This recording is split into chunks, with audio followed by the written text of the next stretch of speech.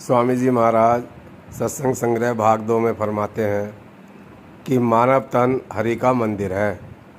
परमात्मा की भक्ति करने के लिए हमें किसी स्थान में बैठना पड़ता है। यदि हम ध्यान से देखें तो इन सब धर्म स्थलों की रचना मानव शरीर की रचना के अनुरूप की गई है। मंदिर के गोल गुंबद की रचना मनुष्य की खोपड़ी के आधार पर, चर्च की रचना नाक की लंबोतरी शक्ल के आधार पर, मस्जिद की रचना 2 आँखों के ऊपर मेहराब नुमा हड्डी के आधार पर की गई है। वास्तव में मानव शरीर ही सच्चा हरि मंदिर है। इसमें परमात्मा का वास है और आत्मा जिसे परमात्मा को प्राप्त करना है वह भी शरीर के अंदर है।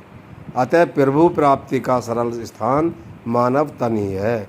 सब धर्मों के बनाए गए धर्म इस स्थान पर इस एक तथ्य की ओर ही इशारा करते हैं। संत जब आते हैं तो हमें इस मानव तन में ही प्रभु भक्ति करना सिखाते हैं। ऋग्वेद के 10:42-5 मंत्र में कृष्ण ऋषि ने इस विषय को बड़े सुंदर ढंग से समझाया है। यह अस्मे इंद्रम बहुलम धनम न। यह संत हमें सदा प्रभु धारा ब्रह्मरंध्र में देता है। संत आत्मा को ऊपर लाकर इसी स्थान में परमात्मा से मिलाता है।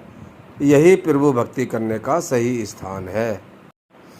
तीव्रा सोमाम आसु नेति प्रेयसवान।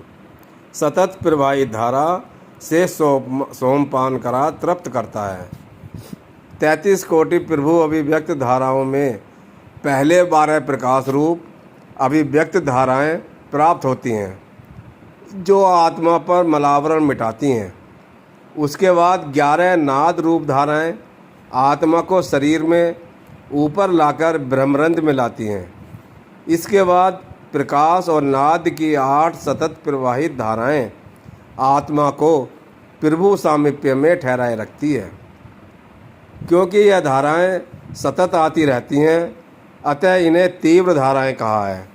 यही सोम धाराएं हैं। इनसे वासनाएं मिटती हैं, आत्मा को तृप्ति प्राप्त होती है और इच्छाओं का दमन होता है। इसलिए सोम को अन्न धारा या वैभव धारा भी कहा है। वास्तव में सोम ज्योति व नाद का सतत प्रवाहित रूप है जिससे वासना मिटती है, संतुष्टि होती है और वैभव प्राप्त होता है। इसका सम्मोहक रूप आत्मा को विमोहित कर लेता है। इसी कारण गुरु नानक देव जी ने कहा कि और नशे सब झूठ हैं, उतर जात प्रभात, नाम खुमारी नान का चढ़ी रहे दिन रात। नी स्वेष्ट्राम युक्ति हंति बत्रम। देहधारी संत आत्मा को व्यापक धारा प्राप्त करा वासना मिटाता है। वास्तव में योग साधना चेतनात्मा की प्रभु से मिलन की कहानी है। इसमें किसी भी भौतिक वस्तु का योगदान नहीं है। संत का भौतिक रूप इसमें कोई काम नहीं करता है। संत की चेतनात्मा साधक के अंदर प्रवेश कर साधक का प्रभु प्राप्ति के लिए मार्गदर्शन करती है। प्रभु भक्ति में कोई भी भौतिक पदार्थ सहायक नहीं है।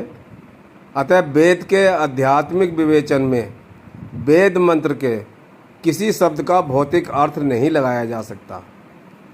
जब जब विद्वान वेद के मंत्रों में आए शब्दों का भौतिक अर्थ करते हैं मकड़ी जाल में फंस जाते हैं। वेद के रहस्य की समझ मीमांसक और कर्मकांडी नहीं पा सकते हैं क्योंकि उन्हें अंतर साधना की समझ नहीं है और वह वेद मंत्रों के भौतिक अर्थ कर रहस्य को पाना चाहते हैं। सच्चाई तो यह है कि एक बार वेद के आध्यात्मिक भाव को छोड़कर उसके भौतिक अर्थ करने से व्यक्ति महाअंधकार में चला जाता है जिसे कभी मंजिल नहीं मिलती। स्वामी जी की कुछ और बातें कल करेंगे। स्वामी जी महाराज की जय। परम पूज्य